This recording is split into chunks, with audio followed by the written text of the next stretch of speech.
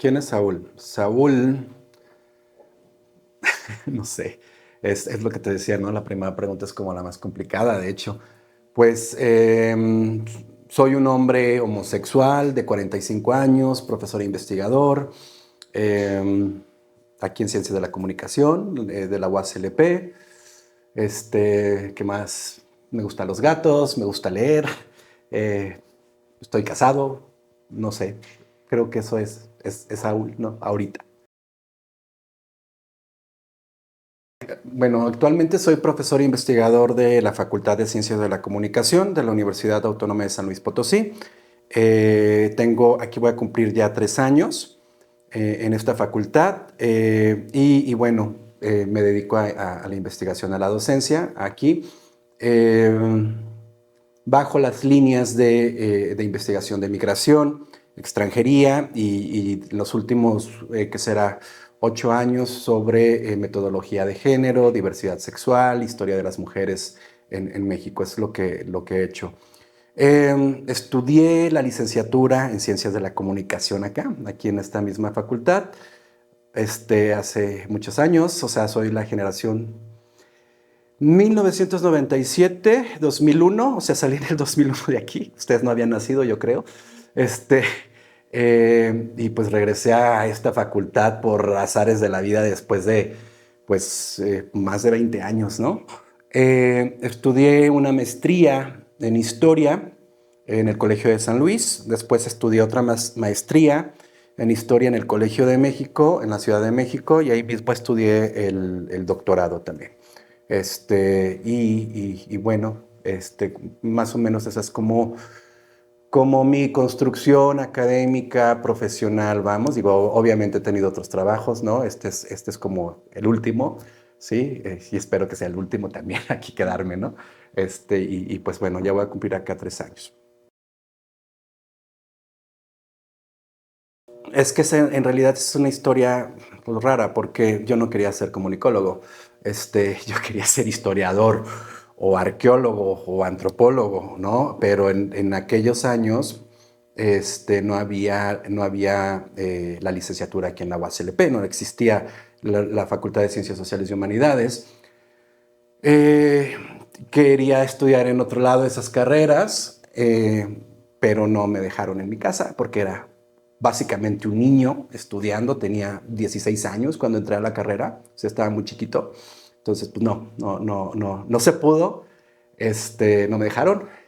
Y literal fue que vi el plan de estudios y vi las carreras y dije, bueno, ciencia de la comunicación es lo que más se le aproxima a las cosas que en ese momento crees que te gustan, claro, ¿no? Pues, ¿qué sabes a los 16 años? ¿Quieres hacer el resto de tu vida? Pues nada, ¿no? Entonces, pues ya estando aquí en Ciencias de la Comunicación, pues obviamente ya te gustó, ¿no? O sea, te gustó la carrera. Y en ese entonces, bueno, no sé si a ustedes les guste, pero en ese entonces la licenciatura tenía otra orientación muy a la investigación, ¿no? Porque tenía esta como tradición y herencia de las ciencias de la comunicación de la Ibero de Santa Fe, la UAM Xochimilco y todas estas tendencias como muy de investigación en comunicación. Era una carrera muy humanística, entonces teníamos materias de filosofía, por ejemplo, historia del arte y estas cosas, ¿no? Lo organizacional y lo audiovisual eran como el último año nada más, ¿no? Todo lo demás era muy orientado a la investigación.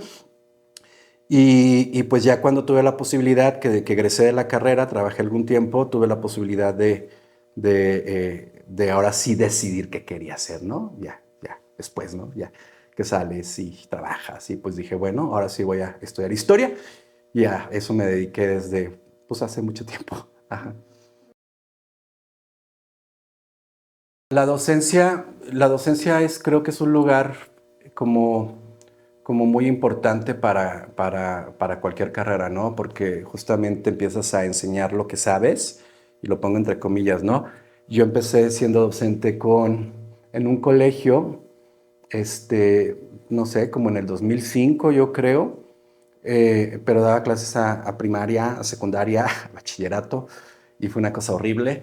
Entonces, o sea, no tenía como esa vocación, ¿no? Para atender ni a niños ni a adolescentes, ¿no? Lo disfruté mientras duró y me dieron como las maestras y maestros que realmente estudiaron docencia para ser profesores, maestros, como que me dieron esas herramientas y cuando yo empiezo ya con licenciaturas, como ya como en el 2008, ya es muy distinto, ¿no?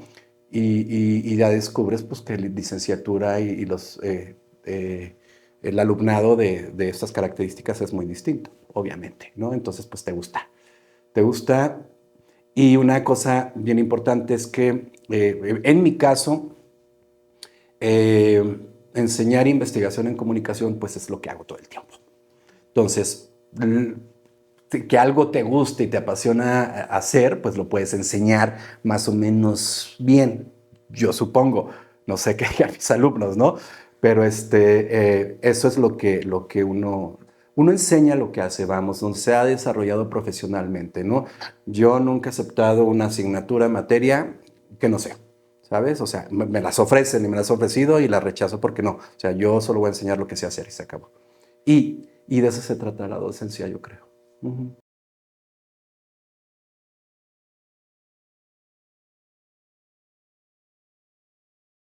No, no hay ninguna cosa extra. En realidad, a la docencia llegué por accidente y es algo que me gusta hacer. Ujú. Sí, no hay alguien que haya marcado así de quiero ser como tú. No.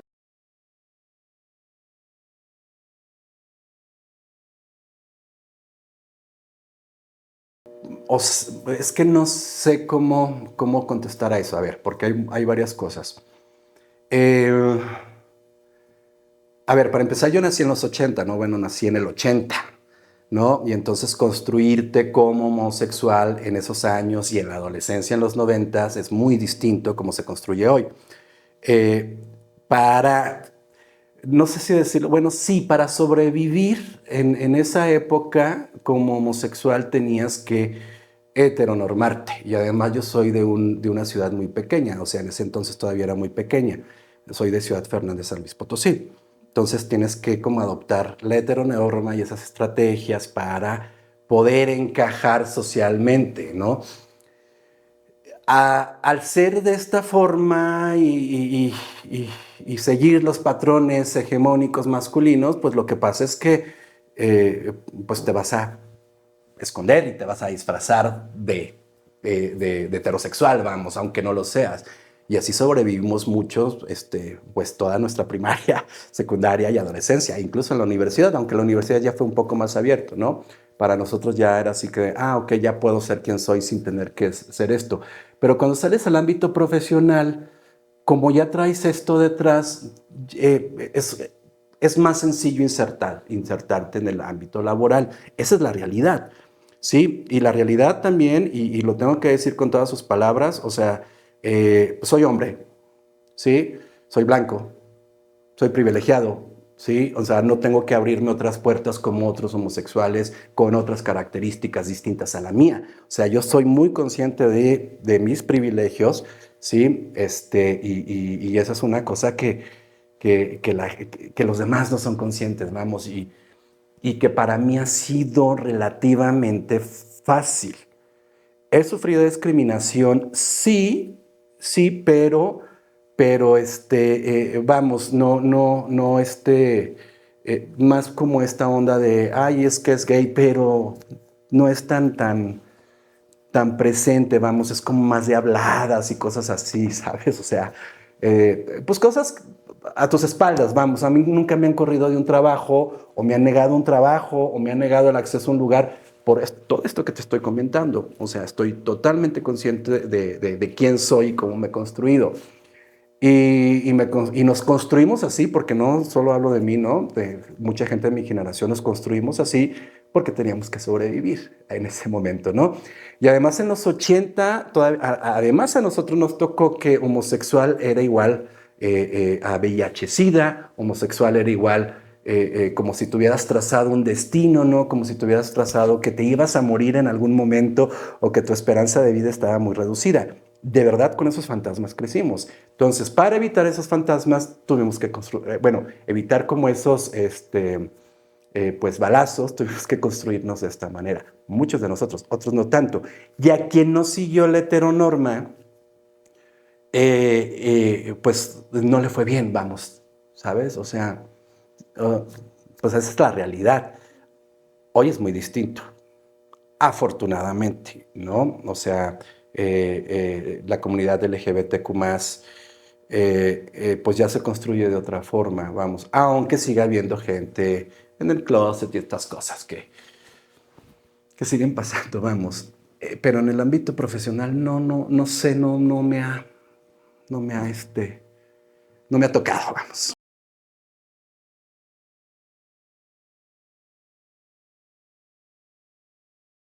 Es que la verdad es que no. O sea, retos así laborales, profesionales, por mi identidad gay, no los he tenido, o sea, no los he tenido. Al contrario, o sea, creo que la discriminación viene de otro lado o la segregación académica viene de otro lado. Y es con los temas que trabajamos. Ahí sí, vamos, o sea, es que, ¿qué haces? Es que trabajo diversidad sexual y eso a quién le importa. Hay temas más importantes, no hay temas más importantes, son mis temas y tienen que ser visibilizados, tienen que ser analizados, tenemos que historizar lo que ha pasado, vamos. Yo ahorita trabajo una cosa, un concepto que se le llamaban los mujercitos en la prensa amarilla, vamos, en los 80 y en los 70 del siglo pasado. Es una cosa horrible, ¿no? Horrible, y además que pasaba en todo México, los mal llamados mujercitos, pero bueno, ese es el concepto. Y entonces la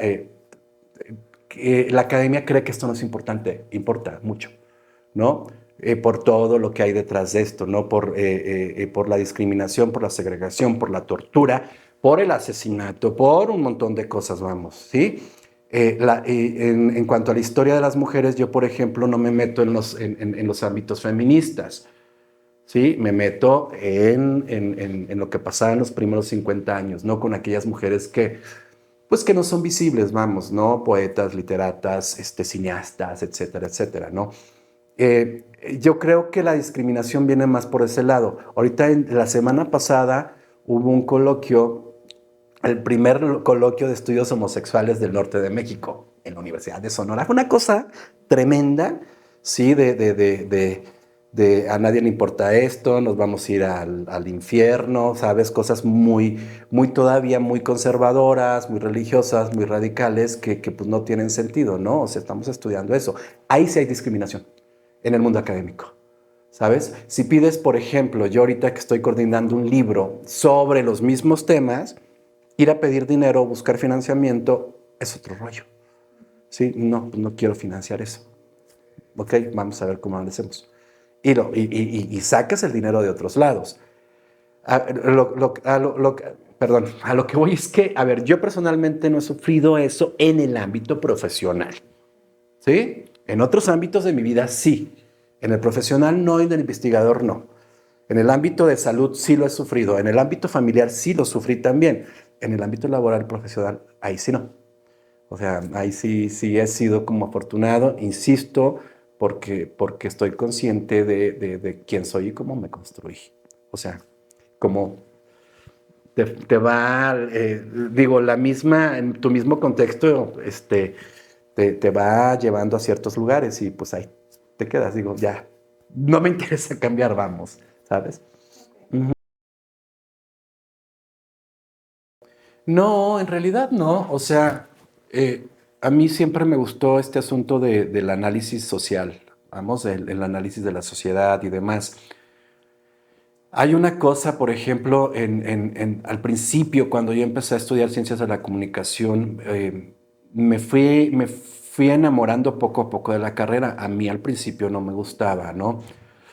Y poco a poco te vas adentrando como a este mundo. Cuando sales al mundo profesional, una de las cosas que yo me di cuenta es que los que estudiamos ciencias de la comunicación cabemos en todos lados. Sabemos hacer un montón de cosas que pensamos, sí, que no sabemos hacer nada y en realidad no sabemos hacer un montón de cosas, ¿sabes? O sea, tenemos lugar y cabemos en muchos lados. Y no lo vemos cuando somos estudiantes, hasta que salimos, puedo hacer esto, puedo estar allá, ¿sabes? O sea, entonces, en realidad, pues como me he construido mi vida académica, pues me ha gustado.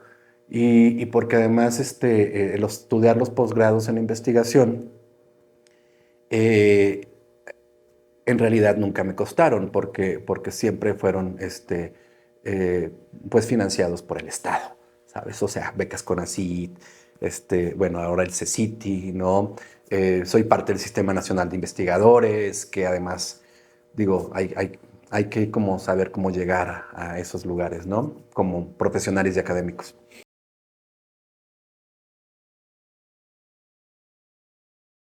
Ese libro también tiene una historia rara, ¿no? Porque yo siempre escribo cosas que me gustan, temas que me interesan. El tema de la facultad no me interesaba y no me gustaba, porque además es una cosa institucional. Entonces fue como una asignación, fue una comisión. Y entonces, cuando dije, ok, bueno, va a ser un trabajo como muy monográfico, muy institucional, va a estar sencillo, ya lo hago, no hay ninguna bronca. Cuando lo empiezo a construir ese libro, resulta que no hay información. Y entonces no hay nada de dónde sacar información, ¿sí? Piensas que por estar aquí, que hay archivos, que hay cosas, no hay nada. No estamos conscientes institucionalmente de que no hay una memoria histórica, vamos, institucional. Y entonces ahí fue cuando me empezó a gustar el libro, porque entonces para mí se convirtió en un estrés, en un reto, ¿sí? Y en ver qué quería contar. Y entonces yo pensé que no iba a salir a ningún lado y al contrario, tuve que salir a todos lados para hacer ese libro. ¿A qué voy con esto? Que tuve que entrevistar a 11 personas, por ejemplo, ¿no? A todos los exdirectores, a quien el que construyó el CEPAP, bueno, de la idea, a quien gestionó la biblioteca, a quien gestionó este edificio donde estamos, ¿no? O sea, todas esas personas clave las tuve que ir a buscar. Y entonces ya me hizo salir. Y entonces me empezó a gustar y y empecé a ver que las ideas y las visiones de la facultad son muy distintas, ¿sabes? Todos pensamos muy distinto de esta facultad y quienes están a cargo de la facultad, sus exdirectores, exdirectora y directora, tienen una visión distinta. Y entonces es un caos, ¿no? ¿Cómo expresar todo eso? Porque además es gente viva, ¿no? Y yo trabajo con puros muertos, la verdad, ¿no? Y entonces es más difícil trabajar con vivos que con muertos, ¿no? Eso en primer lugar. Tuve que ir a hacer trabajo hemerográfico, ¿sí? Tuve que irme a buscar periódico cuando, del 85 para acá, ir viendo diario, qué se estaba diciendo de la facultad, cómo se estaba proponiendo, quién estaba planteando, las publicaciones que se hacían. Tuve que revisar absolutamente todo. Construí un archivo visual de más de 1500 imágenes, por ejemplo, carteles, o sea, me hizo trabajar mucho ese libro. Y es un libro que quedó bien chiquito, pero no saben con cuánta información se tuvo que construir ese libro. Em, y en el sentido contemporáneo a mí me interesaba mucho y por eso lo dejé hasta atrás, porque le di como esa visión como cronológica. Me interesan mucho los activismos, entonces yo no iba a dejar de lado, por ejemplo, como Unifem y todo lo que ha hecho en estos 3 años que tiene de existir, creo que son esos o un poquito más, y lo mismo como Unipride, ¿sí? Porque todos y todas somos hijos y producto de nuestro propio contexto y de nuestro propio sistema en el que vivimos, ¿sí? Mi generación tiene sus características aquí en la facultad y sus propias necesidades y nos expresamos de una forma, ¿sí? En la generación de ustedes tiene otra. Y claro que la exigencia son derechos para las mujeres, ¿no? Derechos de igualdad de derechos entre hombres y mujeres, para lo que hace Community Pride, pues para visibilizar y también luchar por los espacios y los derechos de la comunidad LGBTQ+, TTTQ+, etcétera, ¿no? O sea, para mí era muy importante que eso quedara en el libro y quedara registrado también. O sea, no lo iba a dejar de lado, porque pues finalmente un libro es un documento. ¿Sí? Y es un documento que va a estar en la biblioteca, que va a estar digital en la red y que va a estar en algún espacio, vamos, y que en 20 años o en 10 se va a volver a consultar. Este libro se llama Trabajar en el Gabacho. Ajá, y este libro me gusta porque es un libro, fue un gran experimento, ¿no? Fue un experimento de experiencias académicas narradas por migrantes mexicanos en Estados Unidos, que además estos migrantes eran compañeros míos en la secundaria. Sí, yo estuve en una secundaria federal y en esta secundaria pues la mayoría de mis compañeros se fueron a Estados Unidos saliendo, ¿no? Y me gusta mucho este libro y sobre todo porque mi abuelo, este es mi abuelo materno, sí, mi abuelo paterno fue bracero del programa Bracero, del segundo programa Bracero, ¿no? Y esta es una postal de él, sí, que además así sale así perrísimo, ¿no? Con su saco Animal Print y le manda a mi abuela una postal diciéndole te quiero y te extraño y cosas así, ¿no? Y esta fue una intervención que hizo un diseñador, una ilustración con la foto de mi abuelo. Tiene mucho significado para mí. Digo, creo, todos los libros tienen significado de alguna forma, ¿no? Yo creo que por él y porque aquí participó gente que quiero, o sea, ex compañeros de secundaria. Por ejemplo, aquí dice, di gracias a Dios y me puse a llorar, ¿sí? Que es la Chivis, que es una de mis ex compañeras de trabajo, que se fue de trabajo de secundaria, que se fue a Estados Unidos, etcétera. Los muros como lienzos, lo escribió Pedro Mendiola, que es mi esposo, por ejemplo. No, o sea, hay pues, gente que quiero mucho aquí. O sea, en ese libro escribió. Pues en biblioteca. Ajá, y esto lo tengo colgado en mi academia.edu. Ahí lo pueden buscar porque ejemplares ya no hay. O sea, no, libro es de 2016, creo. O sea, ya tiene mucho. Entonces, ejemplares ya no hay. O sea, sí. Pero lo pueden enseñar. Ah, sí, en la red sí lo pueden encontrar. Uh-huh. La investigación es, a ver, la investigación es, si hay que decirlo honestamente, no es para todos y todas. O sea, no a todos les gusta, ya no a todos se les da, etcétera. El único gran consejo, porque yo lo he vivido aquí en la facultad, digo, ya en estos 3 años, es que generalmente hacen cosas que no quieren hacer. Y entonces cuando haces cosas que no quieres hacer, las sufres. ¿Sí?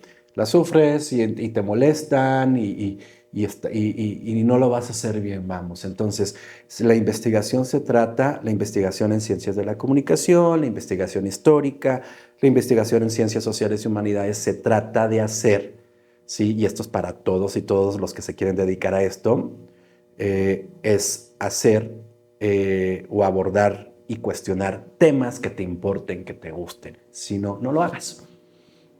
Eso es como el principal consejo, o sea, cuestiona aquello que quieras cuestionar socialmente hablando, aquello que te interese y que te importe. Si no, no va a pasar, vamos.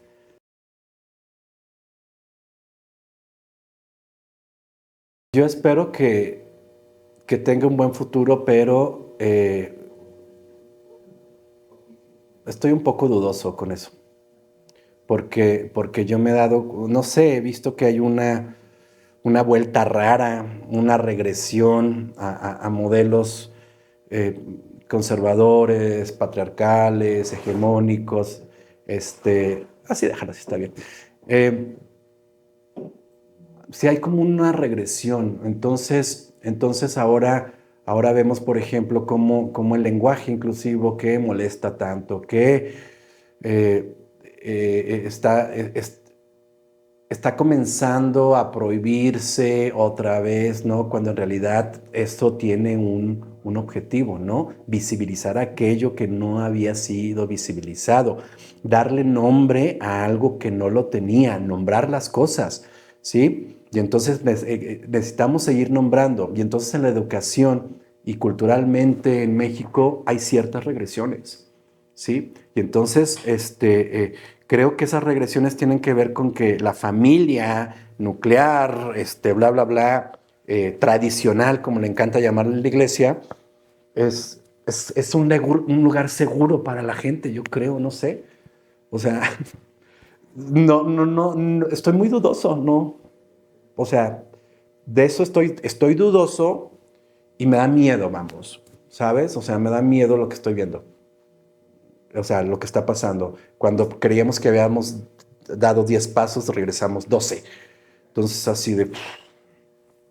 Si yo me casé, por ejemplo, en el matrimonio igualitario, tienen San Luis aquí alrededor de unos 6 años, más o menos, una cosa así. Pero sé que en cualquier momento me pueden quitar mis derechos y pueden anular mi matrimonio en algún momento, algún desquiciado conservador que llegue, ¿sabes? Y luego esta cosa, este regreso del PAN con su patria, familia y no sé qué cosa fascista. Entonces, no estoy muy seguro del futuro. Eso es lo que voy, ¿no? No estoy muy seguro del futuro. Entonces hay que vivir el presente y trabajar y pelear desde tu propia trinchera, ¿sí? Y yo me he dado cuenta también aquí. Aquí mi única trinchera es mi salón de clase, ¿sí? Porque no tengo otro foro. No se me permite abrir otro foro. Entonces dije, no, mi aula es mi trinchera y desde ahí yo voy a educar en lo que pueda en todos estos temas, aunque no les guste.